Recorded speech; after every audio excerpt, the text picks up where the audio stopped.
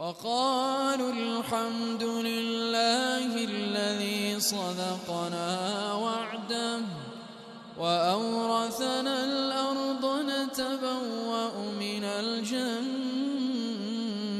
حيث نشاء فنعم أجر العاملين وترى الملائكة حافين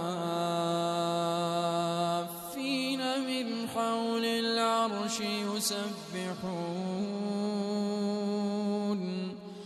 يسبحون بحمد ربهم وقضي بينهم بالحق وقيل الحمد لله رب العالمين.